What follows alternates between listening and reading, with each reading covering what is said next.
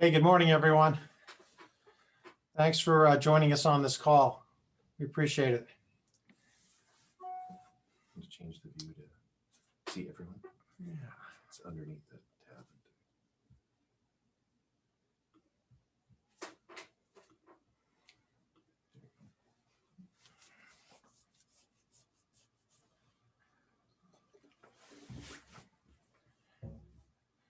And are we taking chats? Or are we taking?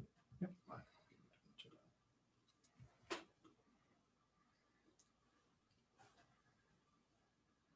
We'll give everyone just a few more minutes before we start. We got people joining in right now. We've got 18 participants in this call, and we've got some I can see from already from overseas too. We got some from Connecticut and from a whole bunch of different states. Get everyone on there. And I'm joined here by Tim Nielsen, our Director of Support Services here, Ministry of Support Services here at camp. Tim's been working with us very detailed on some of the things going on during the summer and some of the issues that we need to address. We have opened up the chat, so if you'd like to send us a question on the chat, we'll answer them off the chat. Everybody right now, just for sake of communications, is muted. And not that we don't want to hear from you, but with a potential 500 people on this call, we thought that would get really weird if everyone's talking all at once, particularly where we physically cannot see everybody on the screen right now. We've got 26 participants. So let me open up with a word of prayer, and then we'll start. Okay. Lord, thank you for the people who are on this chat with us. Thank you for members of the camp, Brookwoods and Deer Run camp family, Lord.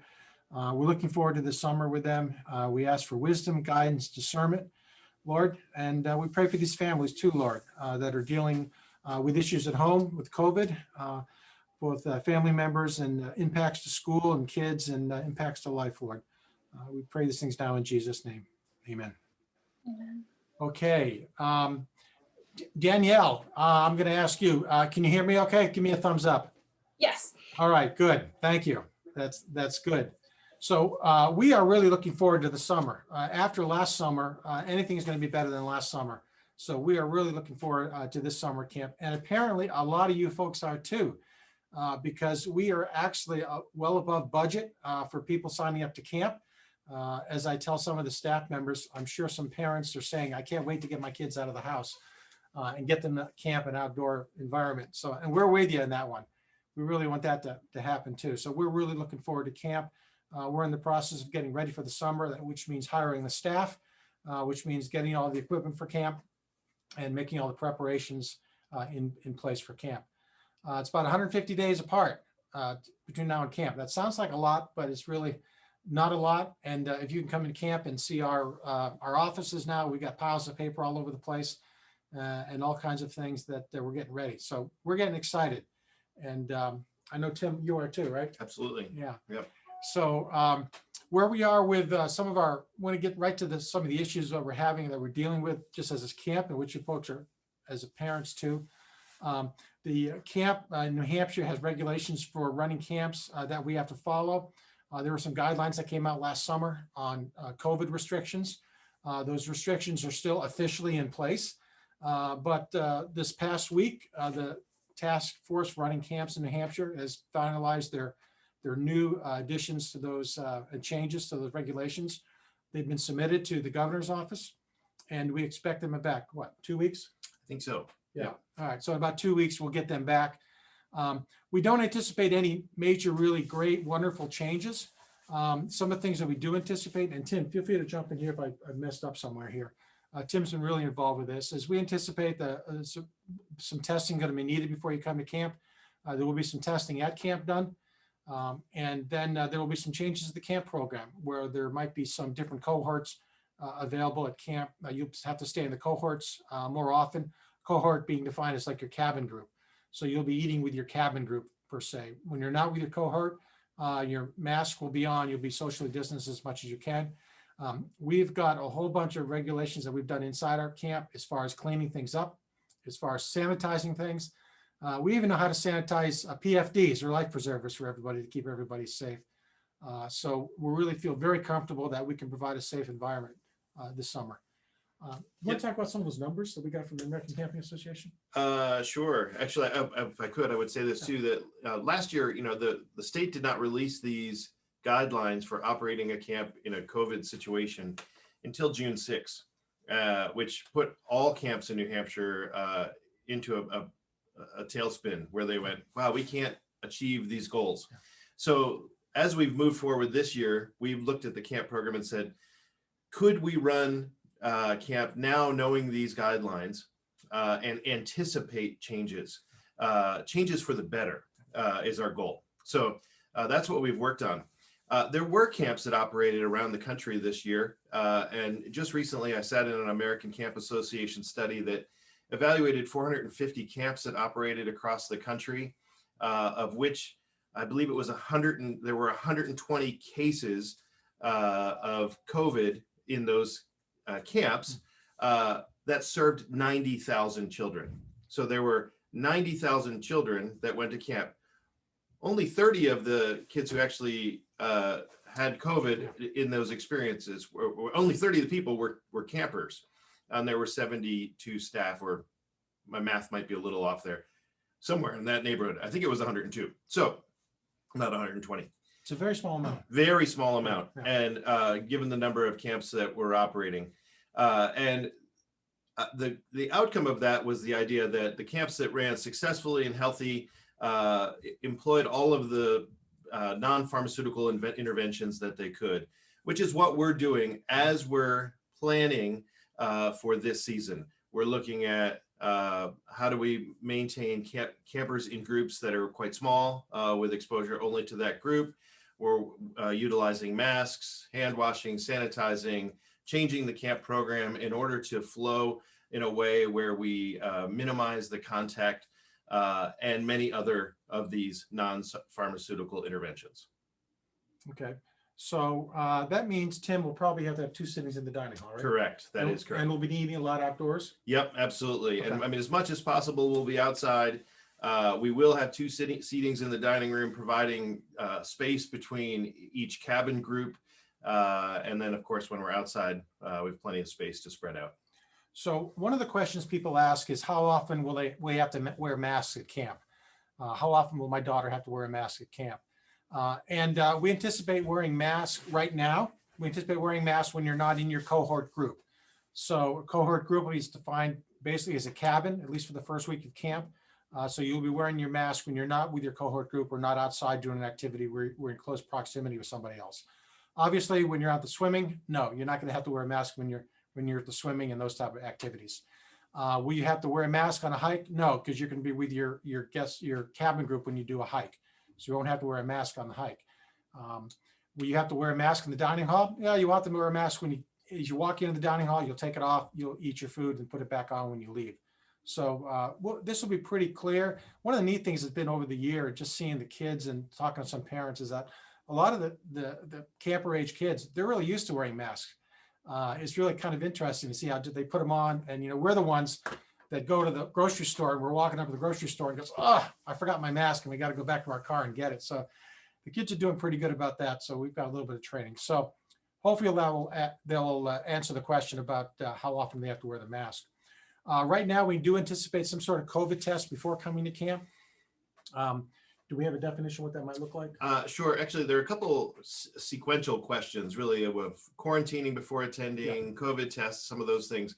What we know currently is that within 7 days prior to arriving at camp, our staff and our campers will need a COVID test.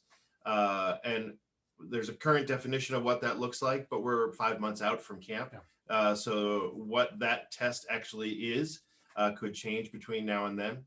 But we're looking at a test right before the camp experience, then with minimal exposure to anyone outside of your family during that time. Arrive at camp, potentially be tested on the day you arrive, but definitely be tested on day 5. Again, this is in the definition that's coming from the state for us. Day 5, allowing for if anyone has been exposed in transit for symptoms to develop and be tested at that time. And then if campers are staying for longer than 2 weeks, there might be another test as new campers are introduced to the camp population. Some of our staff who have to go off property will be tested more than that. Again, we're awaiting the definitions of all of those things from the state. And as we've seen over this process, things change rapidly, and we take what we know now, and then we wait for a little bit more information as we get a little closer to the summer. You're pretty optimistic though, aren't you? I am, Yeah, absolutely. we are. Yep. So why don't we go to some of our chat questions? Yep. All right, and we'll go down the chat questions there. Will the camp operate at 100% capacity? We're not 100% sure of that right now. We are anticipating it 100% capacity, but it'll be in cohorts, groups running around camp. But we do hope that the capacity will be 100%. It just won't be 100% in the dining hall or 100% in the chapel area or things like that. Yeah. And to address the question of activities and how that program will work, with a divided schedule, the junior unit and senior unit will function on different activities schedules. They will be able to choose their activities.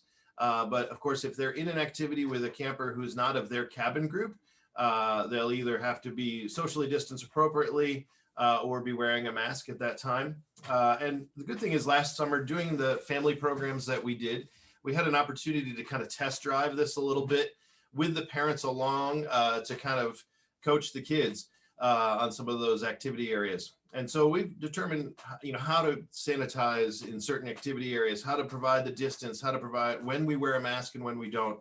And we're carefully looking at every activity. Of course, this changes some of the big group games and things of that nature that are part of the camp experience. It doesn't eliminate that kind of interaction. It just changes it. Yeah. And so we're putting on some good creativity here as we plan those programs. Yeah, so you probably won't be able to run your self-defense class, will you? That's one that might not work. Yeah, okay, fine. Yeah. And by the way, Tim's in my cohort. We're not socially distant sitting each other, but he and I have been in the same cohort for the last, my goodness, over a year now. Yeah. Huh? Yeah. Mm-hmm. So that's why we're not wearing our masks. Let's see, here we go. Let's go with the questions here. Mm-hmm. Tim mentioned the family group weekends. You still have to send your kids to camp this summer, but I want you to know we will be doing some family group weekends at the end of the summer. So Sarah Fullerton, don't worry, okay? You can still bring your kids to camp, but then afterwards you come back with your kids and do that, okay? Family camp is not a substitute for camp. That is great news. Good. So thank you. I think you've asked the question about quarantining already. Yeah, kids will still be able to choose activities when they're coming to camp. No issues there as far as their activities choosing them. Explorers will still be run as Explorers Club. They'll be all together as a group, an Explorers Club. So if your kids are coming for 1 week at camp, really no change to anything. In fact, we don't even anticipate the kids being tested if they're coming from the 1 week Explorer Club. By the time we tested them at day 5, they wouldn't have the test results when they come back. So we don't anticipate any testing for a camper who's here for just one time. They will be tested before they come. Right, before they come. Yeah, not afterwards. There's a question in regards to staff being able to come and go off the property. We are currently telling our staff as we're hiring them for the summer that they should anticipate staying on property during their day offs. However, the state of New Hampshire has said that camp staff fall into a category that should be allowed to be vaccinated prior to the camp experience. Of course, not all of our staff are from New Hampshire. And so we're still reading into that and understanding some of the definition of that. Our staff understand that, again, this may be a summer where they're on property for all of their day offs and are coming with that plan in mind.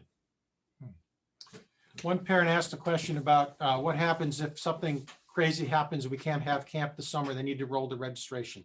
Yes, we're telling every single parent, please sign up for camp. And if something happens, we can't run camp, or some regulations are just prohibitive, or you have an issue with your family, we'll always return the money to you, or have an option of rolling over to next summer. So there's no risk for signing up to camp.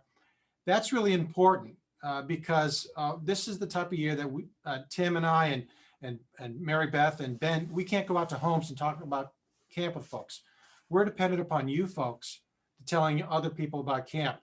And so we need your support, your help to tell all your friends and your friends' kids about camp so we can help fill the camp up. And of course, don't forget, there's also a referral fee on that one. So check out your information sheet on that one. Meredith, thanks for the question about drop-off. So we do anticipate that the drop-off procedure will be different this year than it has been in the past. Of course, normally we like to welcome our parents and families into the camp experience, have them meet all the staff, see all the property. The guidance that we've been given for this year does not look like that. It's more or less a roll up, and we then take your child in their bags and go help them get situated.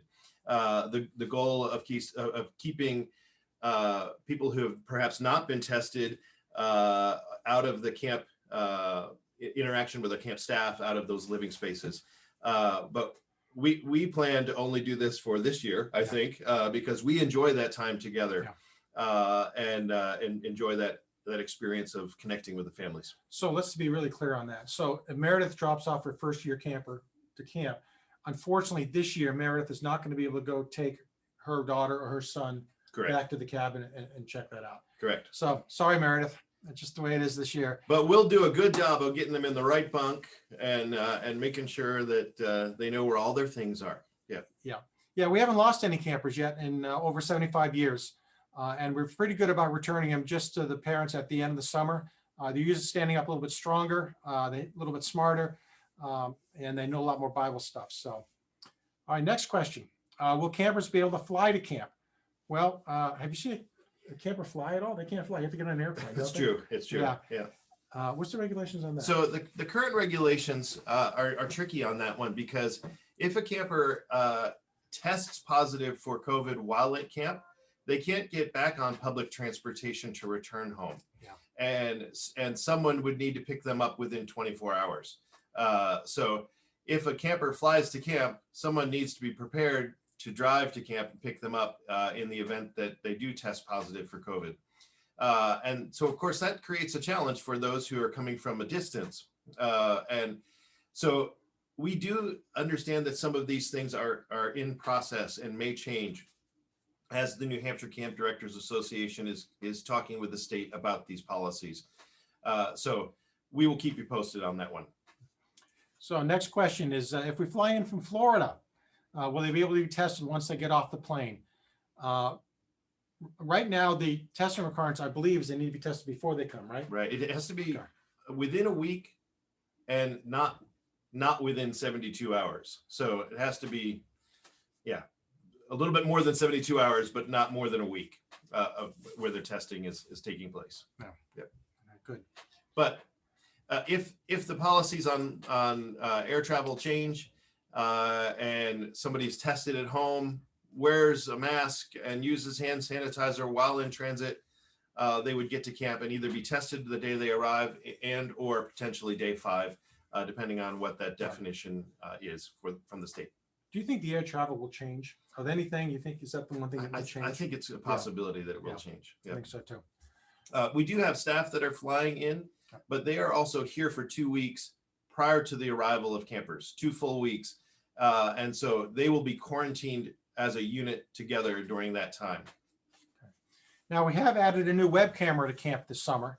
And there might be another one too. So you'll be able to get a little bit more pictures, like Meredith, for example. First year camp, you don't have that option to go around camp, but you can check them on the web camera. We have a web camera on the front lawn. We have one at the waterfront. We have one at the boathouse. We have one at the ranger unit now that you can check out. And there might be some more doing that. So we understand the need to find out what's going on.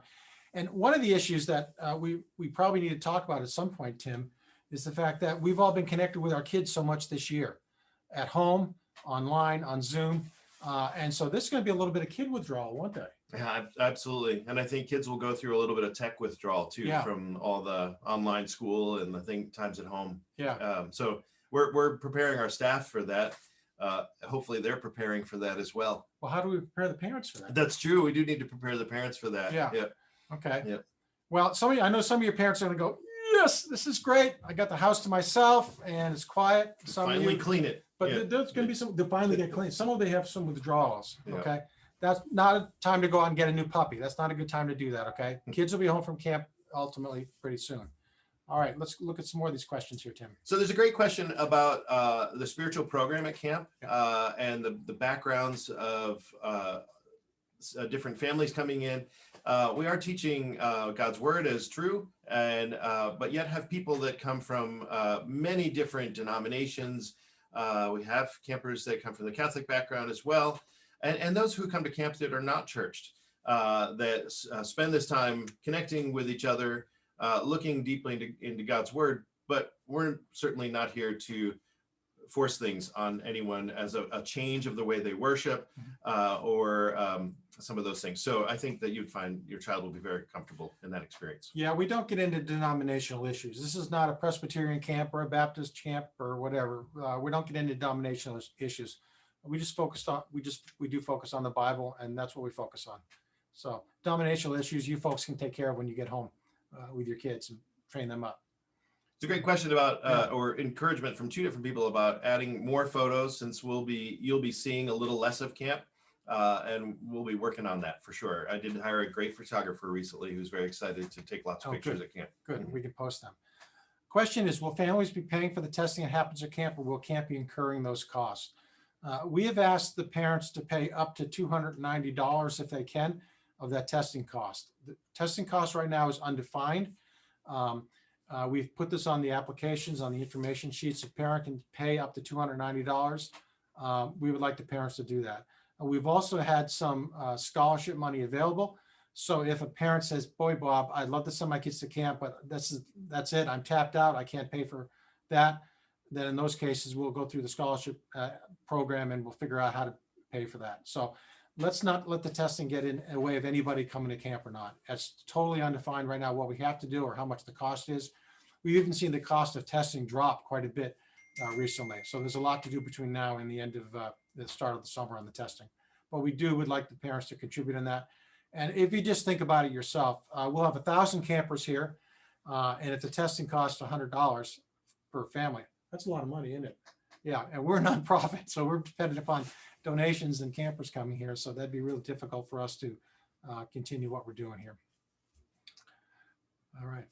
I'll take those, Yeah. last two. First year campers there, you're signed up for a month. How often can they call home? They can't, Michelle. We don't have the capability to have 400 campers call home for the first time. But you really ask a really good question, and this really goes back to some of the things that we're kicking around here, the withdrawal from the kids. We do, as you know, have in fact, actually, we don't know that. Some of the parents don't know that we do send letters home from the counselors. Letters come home midway through the session, except for the first Explorer Club, because that's pretty hard to get a letter out in 1 week. But the counselors do send letters home, give you an update. We do encourage the kids to write letters home. We'll give them postcards. We'll give them postage if they need it. We do encourage them to write home the old-fashioned way. And we do encourage you guys to write letters to them here at camp. So there's a little bit of communication. Bunk one as well. And we do have Bunk One, yeah. So we also have a system called Bunk One. And Danielle, for example, if you want to send your child a note, and I know you're down in Virginia, so that's a long time for the mail to get up here. Mail's been really slow recently. So what you can do is we have an electronic, basically it's kind of an electronic letter. It's through a company called Bunk One. You can write your child a letter and send it to us up to 2 o'clock in the morning. It comes in my email basket, and the next morning we print it out, we fold it in half, put it in their mailbox. So they can get an instant letter the next day from them. Now, they can't answer it. As you're typing out an email, don't forget, they can't answer it, but at least they can get instant stuff from you. Also, just remember, we do have the web cameras. It has not been, I've seen it in the past. We've noticed a couple of kids on the front lawn at like 5 o'clock doing this to mom, just to let mom know it's going okay there too. So, and then last thing, let me just say on this, Meredith, let's say you're at home and you're having a really tough time saying goodbye to your child, and your camper's sick. Give me a call. Okay. If you're really having a tough time, Meredith, give me a call, and I'd be happy to take the call. We'll find out where the camper is, and we will, give you an update. What we don't really want to do is we don't want to have the parents call the kids. This introduces something, and this is where there's a level of trust that we need from you folks. What happens is a magical thing happens over the phone line. Sometime a parent who misses a child turns into a homesick child here at camp. And then it's our problem because the child's here at camp not having fun. Doesn't happen too often, but that's the reason we come right out in front and say, listen, we really don't want you to talk to the kids at camp, because they can sometimes, particularly with the younger ones, particularly this year where there's been so much contact at home, might end up with a homesick experience. So please trust us on that one. Please do encourage them to talk to their counselors if they're homesick as well, and allow those counselors to do the job that they've been trained to and connect with them. So there were some great questions. By the way, Sarah, sorry that you bribed your daughter to write 60 letters, and she ended up writing 60 letters. I realized that broke the bank on that one. But some great questions about programming. So you said last spring, before things were canceled, we talked about staying in the cabin groups for 2 weeks and then mixing after that. I think we've moved away from that plan into the idea of you can be exposed to your cabin group in the sense of be with them without a mask. But when you go off to activities that have kids from other cabin groups, that you'll be wearing a mask, using hand sanitizer, some of those other things. We've determined that we're able to do some of that mixing in that way and maintain some safety. And so that's the plan at this point as we move forward. There was a question about campers having an introduction to their counselors and the other campers prior to arriving, and that's something that we can work on. Sometimes we're still building cabin groups as we get into the camp experience too, because there are a lot of movement, friends requests, and things like that. So sometimes it's hard to nail that group down till it's much before the time the camp starts. And that's why we don't hand out cabin assignments either beforehand, particularly those 14-year-old, 15-year-old girls that want to know if they're in the Impala cabin. We can't do that because we might have last minute changes. So a great question about hikes and will they continue? And we believe that they will at this point. We do hikes by cabin groups. So they are a group of people that can go out and be together and stay in tents together and some of those things because they're already staying in a cabin together. The trip staff member that goes along with them will wear a mask in the van and will have their own tent, but they're there to provide the tripping side, the safety of that experience. And the counselor that's with the campers will be able to do a lot of the personal interaction. So we believe that we will be able to do those kinds of trips. We will be steering away from trips that engage the public, a trip to the beach or a trip to a baseball game. And have just recently decided to not run the SALT program this summer, which is very much about engaging the community and people. And we just felt like we couldn't do that safely. So there is no parent visitation this summer, clearly, because of the COVID thing. The question was, can we send them one care package of everything they need? No food halfway through. I don't know. We haven't talked about that, have we? We haven't. We'll have to think about that. So we can't give an answer to you on that one, Colleen. We just haven't thought about it. We don't really do care packages here at camp. And let me tell you why. It's because some kids seem to get a package every single day. Some kids don't. It just takes away from camp. So if your child needs something at camp, call the office. For example, let's say they need a raincoat, call the office, mail it to the office. We'll get it to the child. But we really don't want to do the packages at camp. One thing about camp is everyone's on the same level playing field, and packages introduce things from outside that just will break that up. Trust us, we've been there before.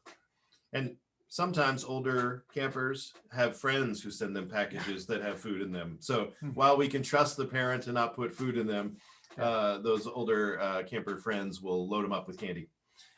The question about the camp store is a good one. Yes, the camp store will be on. We'll have slushies ready to go. Don't worry. Hey, a show of hands of the people I can see on the screen here. How many would be interested in if for the month campers, a mid-month Zoom call with the campers? Would that be something? Let me flip through the screen here.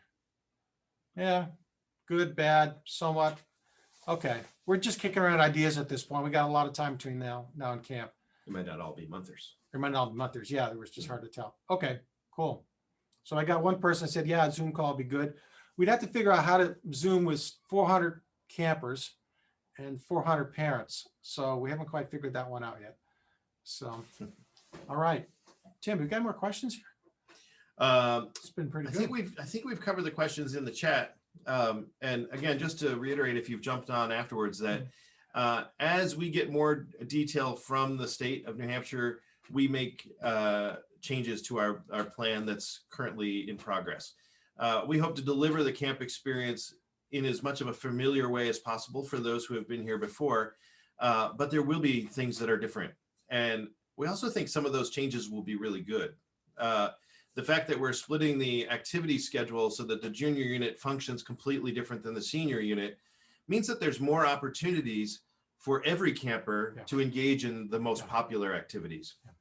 So that gives them more opportunities to do water skiing, archery, some of those things. It also allows us to do chapel and worship on a more age-specific level. And so we're excited about that opportunity to engage in a slightly different way. That's good. Okay. Just checking in on the comments. Is the online shop to order tees and sweatshirts running now? Yes, it is, Sarah. That's online shop is on. As we use them, we're continuing using Merisport, which is in Norwich, Massachusetts. They can send stuff to you directly, or they can send it to camp too. And if the deal is if they send it to camp with your child's name on it, we put it in the store. You don't have to pay shipping. So that's really the way to go. It's a free ship option to camp. That's the best way to do it. Also, the camp store will be open incoming days for uniforms and stuff like that. But if you got something unique, you don't want to pay the shipping, have it shipped to camp. We'll hold it to you, so it'll be ready when your child gets here. So, we got any more questions? How we doing? Doing okay?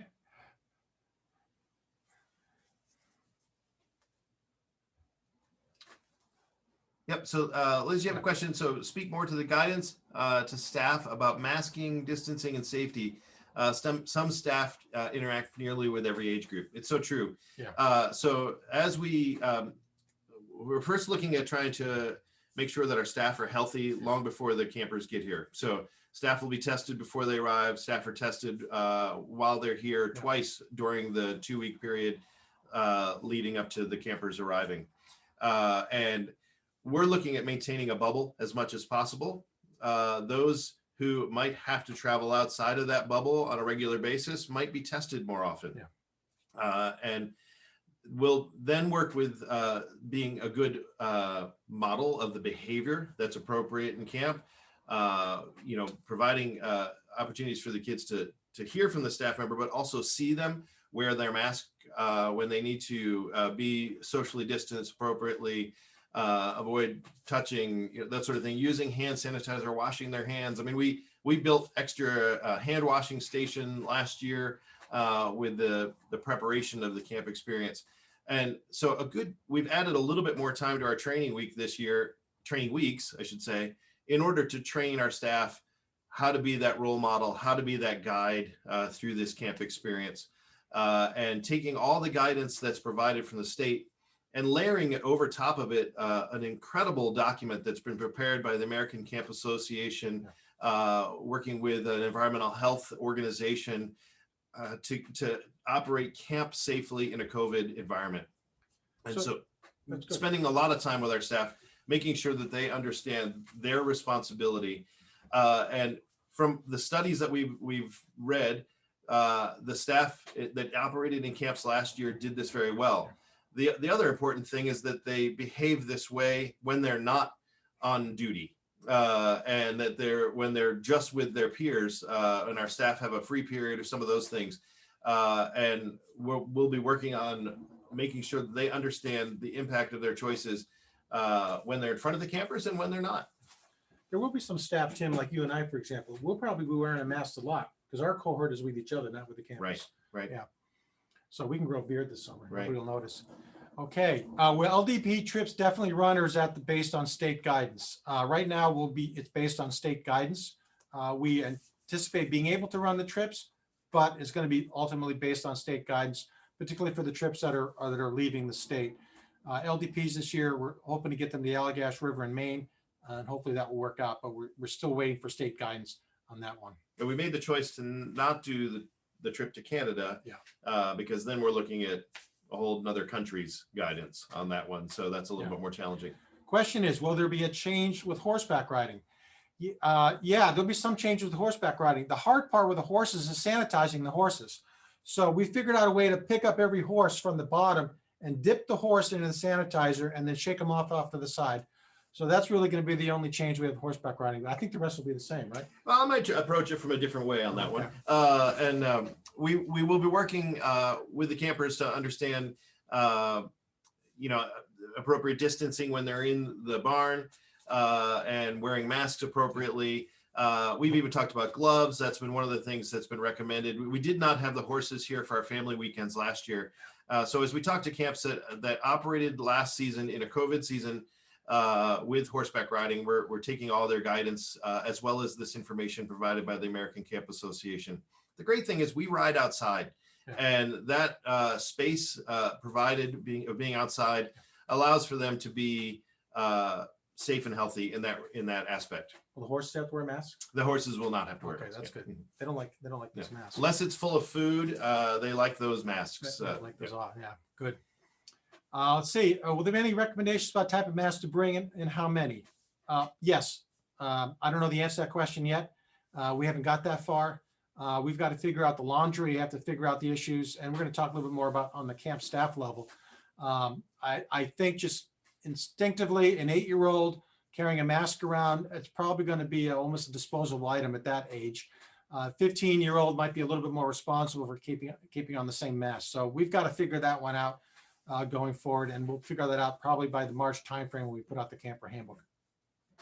I saw one of our staff put his mask on a pair of croquis, the sunglass holders, so that when he takes it off, it hangs down below. Yeah. He said it was really convenient. He doesn't lose his mask. Also, it catches crumbs when he's at the dinner table. So. Yeah, and if there's any moms or dads out there that have a particular recommendation about a mask that's been very successful with either kids, we're certainly open to that input too. So we're here to help you guys. So if you got something, really help us on that one. That'd be appreciated too.